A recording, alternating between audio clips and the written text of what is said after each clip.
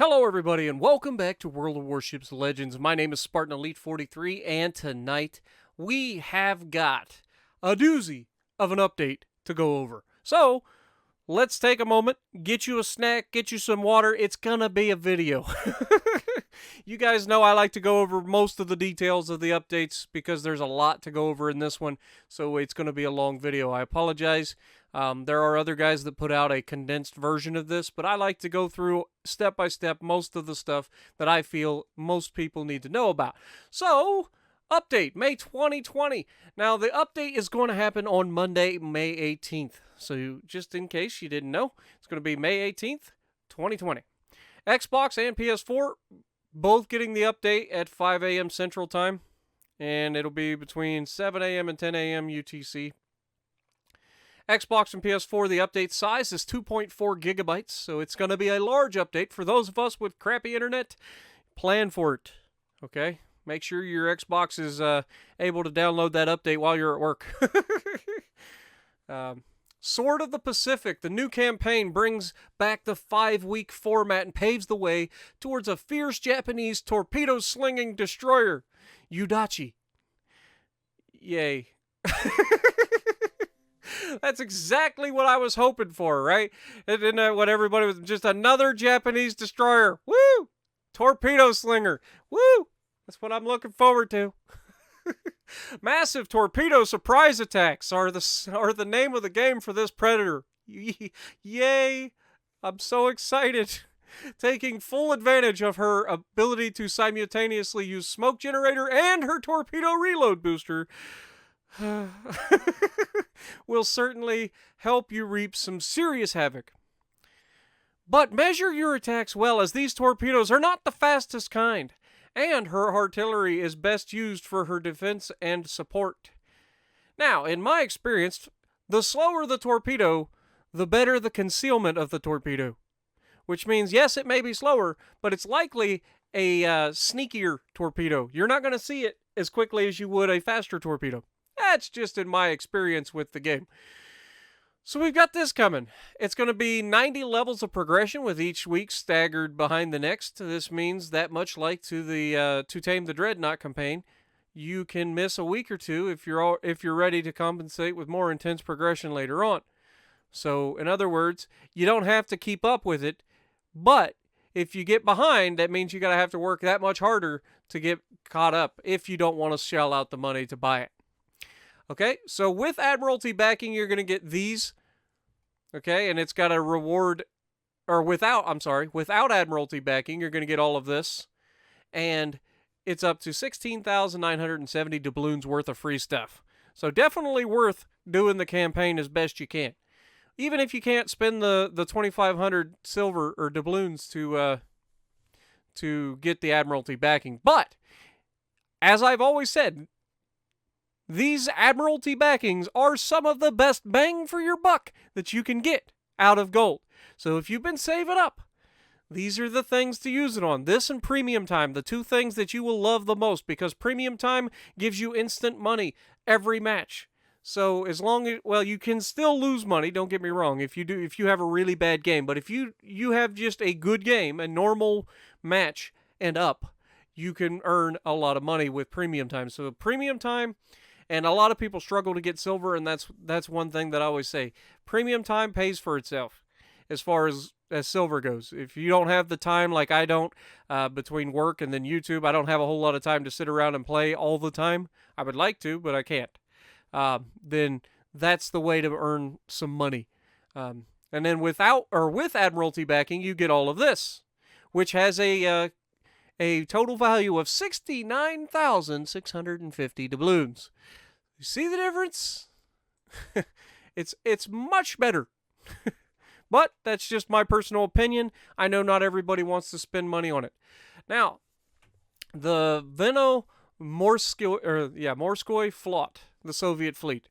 I apologize to every Russian out there. I did not mean to butcher it as bad as I just did, but it's a thing. The entire armada of the Red Machinery is now available for players to research. So, whether you like longer range, fire-breathing cruisers, quick artillery-focused destroyers, or bow-on assault flanking battleships, you can now unlock any and all of them. So, Monday after the update, you will be able to go through the tech tree battleships for the Russians, just like any other ship. So they're coming out of early access, and the Vladivostok is coming out. Unfortunately, the pictures didn't load. I apologize. There's not a whole lot I can do about that. But you guys should know what the Vladivostok looks like by now. Maybe if I click on it. I'm afraid to click things. Things scare me. Oh God. My internet's so good, guys. Oh, look at this very awesome YouTube content right here. Fantastic internet, am I right? But, as you can see, she's a absolute monster. Got that Synop look to her, only bigger. So, I'm looking forward to it. I'll definitely be doing a video on it very soon. Bureau is coming out. The Bureau is going to be the new home for additional rewards that take place. Hopefully we can get this video. I'll try to get it loaded while we're reading. And a place to realize the long-term goals of World of Warships Legends. It also opens the door to bringing the legendary tier ships into the game. These ships won't be the only new feature to be brought into the game via the Bureau. But we feel that it is a good place to start, and we hope that you'll be pleased with the fresh gameplay they offer. And yes, I think we will all be pleased. However, there's some other stuff that we need to talk about the Bureau. And is this one loaded? It is. So you can see, explore the Bureau, activate projects, swap research focus, all of the goods. And then while that's loading, we'll go to the next part. The default Bureau unit is a project. Okay, so a Bureau unit is a project. A project comprises a series of segments, each representing a research milestone. Projects are most likely to culminate in bringing a new ship to your port, with a specific focus on legendary tier ships. However, there will also be lower tier ships and perhaps special upgrades in the future, or something different altogether. So that's an interesting thing. So what they're doing is they're adding a new thing that you can work towards, and all of these wargaming games are grindy games. That's what they're built for. This game less grindy than a lot of them, but they're still built around keeping you playing. Okay, so they give you all of these things, all of these incentives to play the game, and the Bureau is no different. The Bureau wants you to log in every day. The Bureau wants you to complete tasks every day. The Bureau wants you to work towards special things that you want, such as, I'm just going to take a guess, this is all speculation, but I imagine there will be some like special modules at some point that will decrease your loading times or stuff like that. You know what I'm saying? Things that you work hard for, and only the people that put in the time will get those specific things, and they will boost your performance. So I think that is a cool thing. I'm pretty sure they have similar things, or at least their commanders are set up such a way that you can go get specific skills by putting in time on them. I'm not 100% sure, but it's very, very similar concept. You put in time, you get better things. Okay, that's basic concept. Okay, to start a project, you simply need to choose one. We should be able to look at this by now, and you can see here, active projects, select a project to activate, and then this is interesting. An additional project is available with premium. So if you have premium, then you will be able to do 2 projects at one time.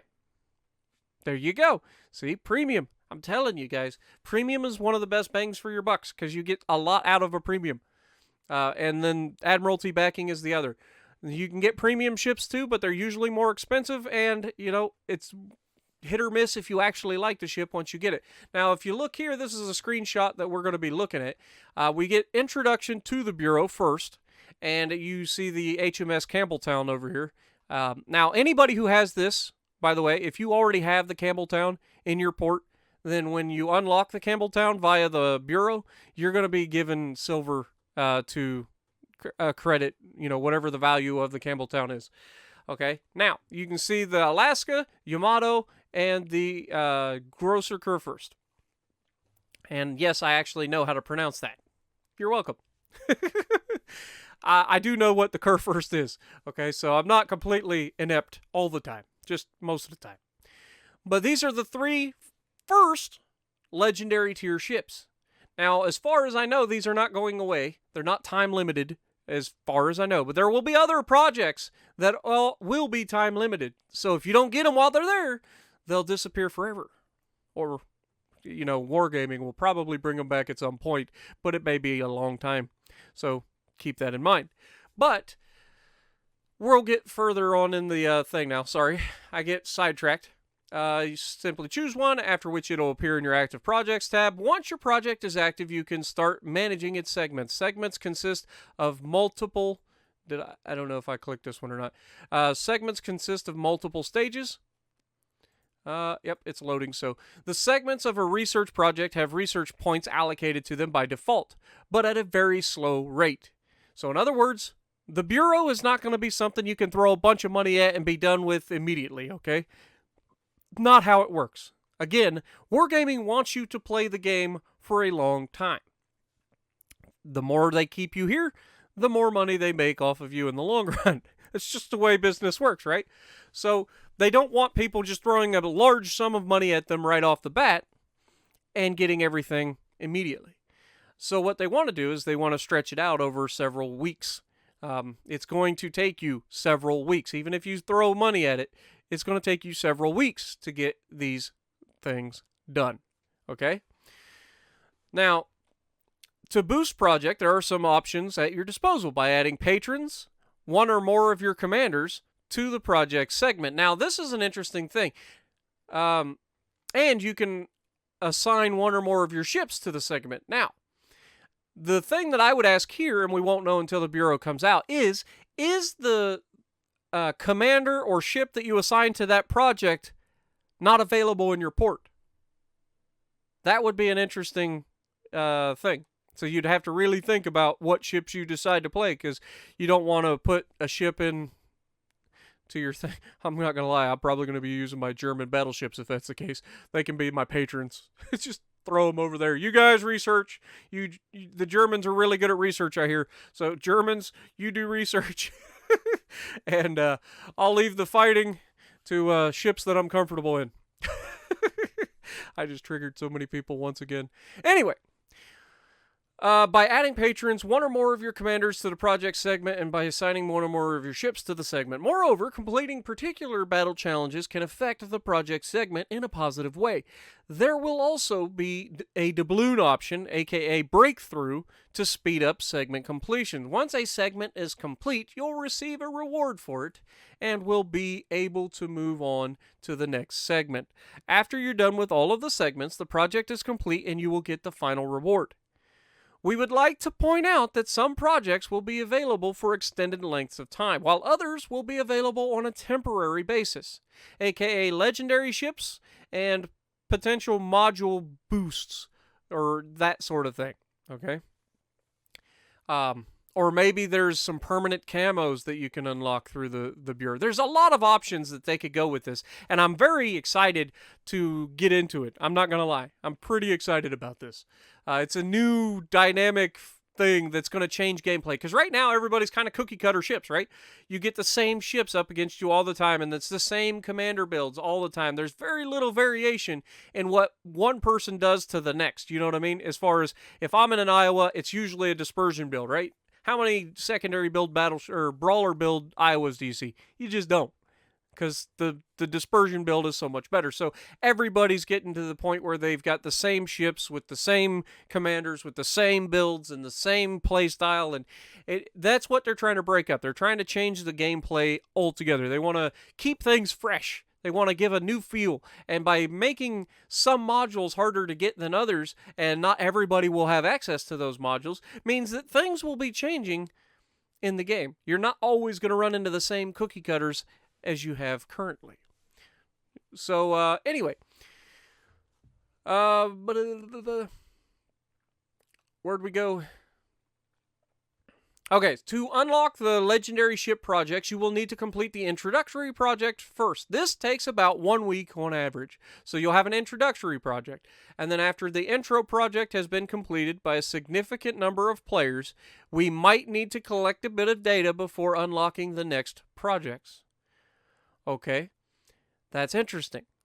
So in other words, No day one players are getting an Alaska. No day one players are getting a Kurfürst. No day one players are getting anything else.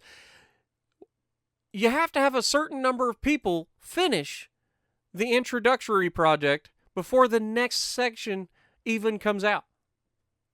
So you finish the first part, you have to wait, if you're one of the early people, you have to wait for the next section of the project to be unlocked. And currently, it'll be locked if you just rush through the first project. So, again, that is kind of a thing that's keeping people from necessarily pushing straight through. You don't want that. You don't want a bunch of people just throwing a whole bunch of money at the game. Now, don't get me wrong, I'm sure Wargaming would love to have a whole bunch of people just throw their money at the game, but they also want you to stick around. And this is one way that they're kind of implementing a way to hold you in place, make goals that you're setting to work towards. While these projects cannot be instantly completed, there you go. So no sharks out there, and you guys know who you are. I'm kind of a shark. I mean, I do make money off the game, so I do put a lot of money into the game. So that is a thing. But I don't put as much money as a lot of people do, and I don't put as much money as you probably think I do. Completed by spending... I put more money in World of Tanks console than I put into this by a big margin, just so you know. You can use them to speed up progress by about 40%. And I believe, if I read that right correctly the first time, up there, when we were reading through, that's 40% per stage, essentially.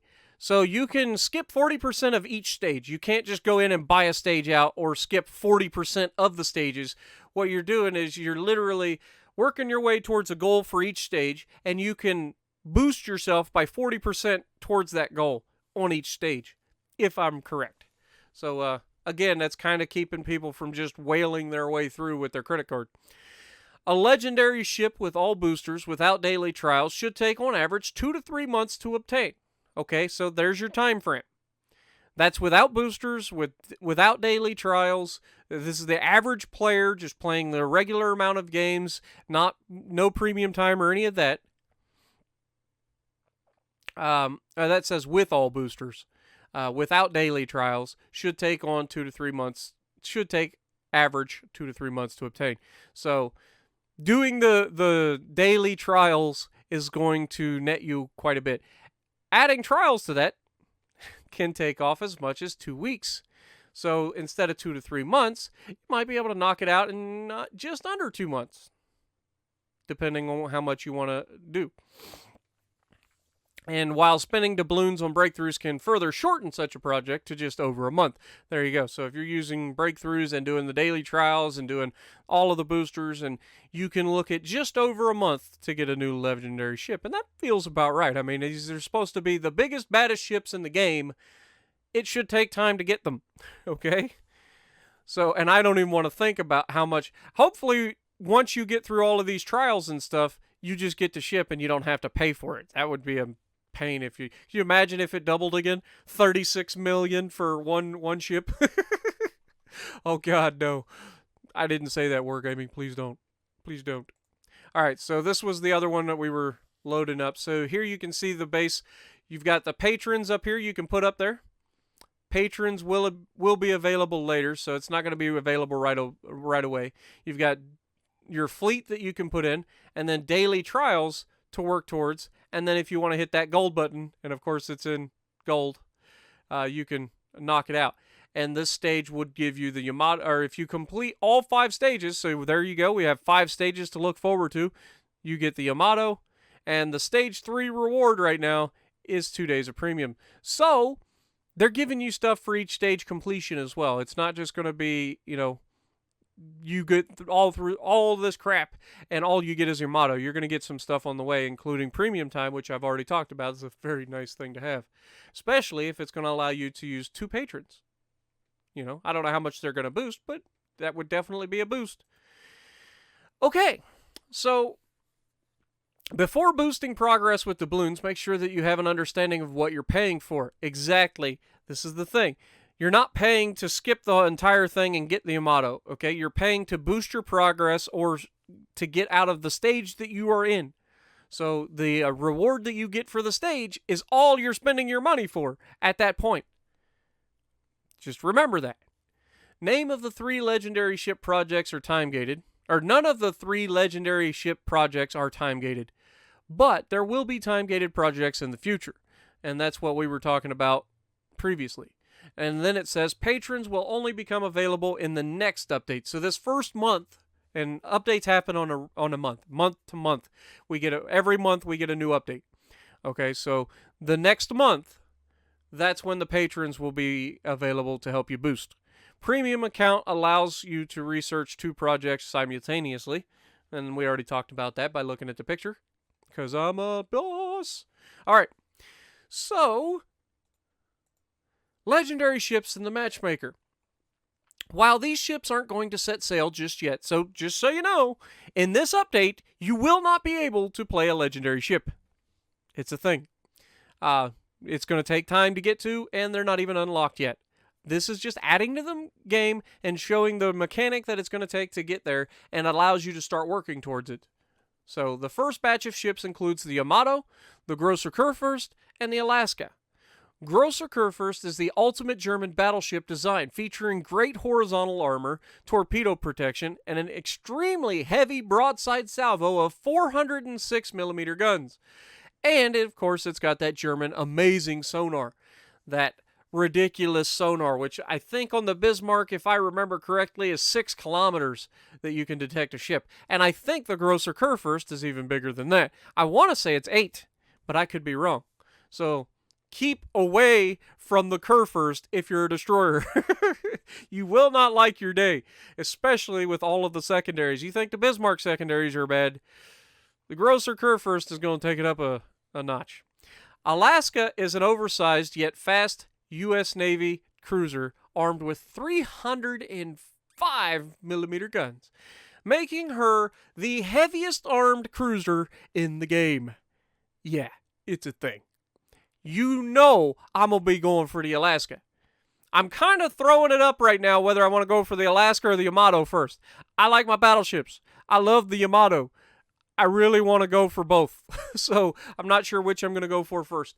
She has a respectable, of course, if we can research 2 at once, I'm just saying, I might go ahead and start working for both of them. She has a respectable HP pool, good concealment, and quite accurate guns, not to mention the surveillance radar consumable, of course. Doesn't say anything about torpedoes, so I'm assuming just like the Baltimore and the New Orleans and the Pensacola, she does not get torpedoes, but her guns and accuracy should more than make up for that.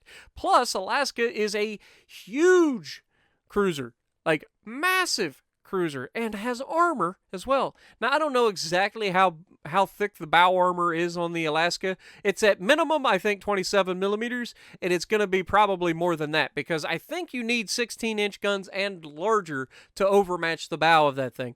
And you might need 18-inch guns to overmatch it. I don't remember. But it is on PC, and I can't remember. It's not as good as a lot of people think it should have been. Or at least it wasn't when I watched it on Flambass. He didn't seem to like it the first time I watched him play it. So I'm kind of up in the air on these 2. Yamato needs no introduction, as she's the largest battleship ever built with the highest gun caliber available, 460mm. However, Yamato is scheduled to receive some changes to her January iteration. In other words, she's going to be dialed down a bit. My guess is probably reload time is going to be the first thing, because that thing had like a 21-second reload time, if I remember correctly. It was ridiculous. You're getting 18-inch guns firing 21. That's as fast as Jean Bart fires, without the reload booster, of course, with 18-inch guns. And they were pretty accurate, so I imagine Japanese dispersion is going to start to become a thing for Yamato as well. But again, it was just a test, and they got the information they needed. There was a lot of people playing Yamatos, and they were going up against mostly Yamatos, but a lot of other games as well. Plenty of people got into other matches. So it's going to be interesting to see what changes they make on the Yamato. These ships can only be matched with other legendary tier ships and tier 7 ships. So you will not be able to bring a party. If you have a party with a tier 6, I do not believe you will be matched up against legendary tier ships. So that's a thing. Maybe if you don't want to see legendaries, you can rig that by getting a party member to run a tier 6 so that automatically cancels you out of the legendary matchmaking. But that's just a thought that I just had in my head. No way to know until the things come out. Anyway, the difference between teams cannot be more than one legendary ship. It doesn't say that it can't be more than, one cruiser or one battleship or anything like that. One legendary ship. So one team may get the cruiser, one, you know what I mean? But there's never going to be more than one extra legendary on a team to try to keep things balanced. But there can be up to 18 legendary tier ships in a single battle, meaning you can potentially, depending on how many there are playing, end up in a all legendary ship battle, which would be absolutely ridiculous considering 2 of them are battleships and only one of them is a cruiser that is basically a battleship, but not quite a battleship. That would be ridiculous. To better accommodate for the introduction of the new warships, several Tier 7 ships have received some balance changes. Cruiser players are about to get some love. Some serious love. They ain't messing around. Rudder shift time lowered by 10% for both hulls on the Mogami.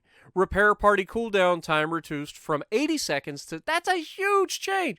They just took a third or a quarter of it off. It's like, all right, it was 80 seconds, let's take 20 seconds off. That's a quarter of the old reload time for your heal reduced. And your HP now restores 20% faster. So while you're using that heal, your health goes up much quicker.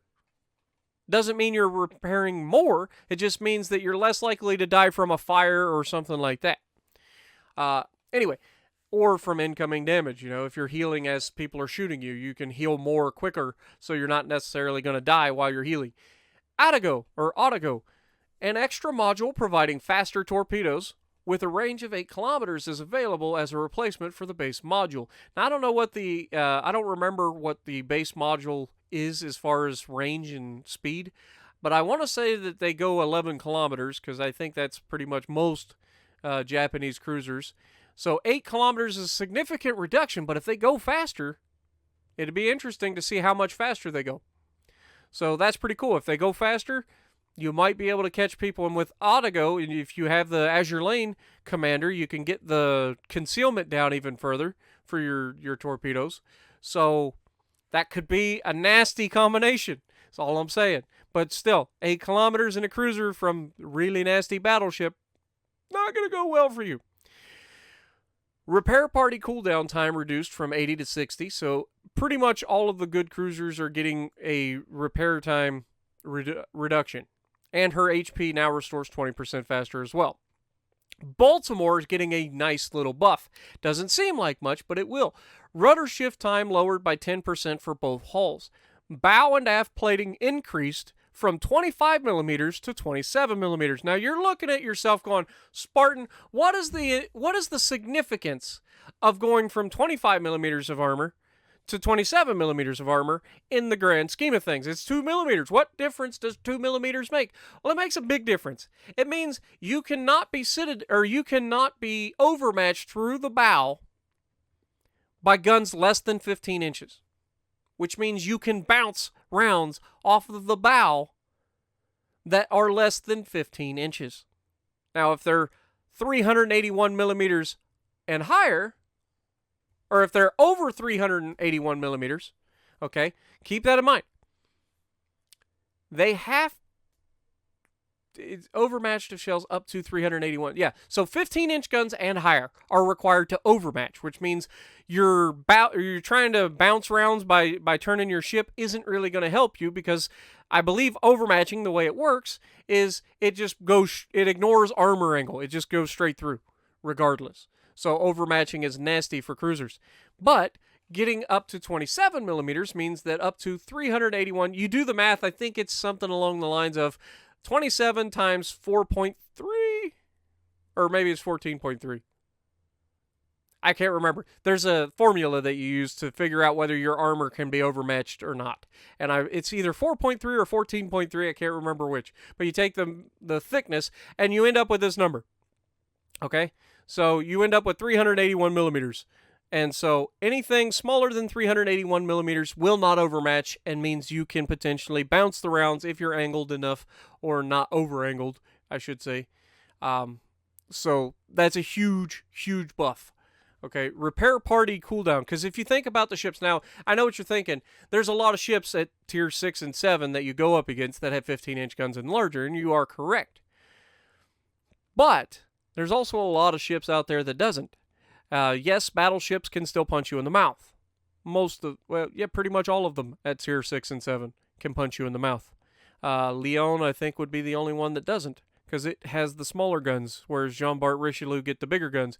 I think they get the 15-inch guns, and Leon gets the 14-inch guns, if I remember correctly. So the Leon would not be able to citadel you through the front of your ship, unless, of course, it gets plunging fire. There's a whole bunch of variables that I could go into, but I'm not going to.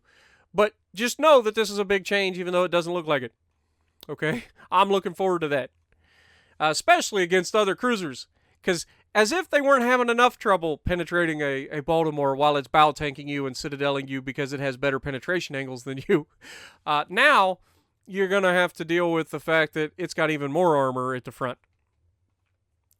So Edinburgh is getting rudder shift time lowered by 10% for both hulls, and the repair party cooldown is reduced from 80 to 60. However, they did not give it the HP recovery buff. Just the recovery speed buff, I should say. They just give it the reload speed.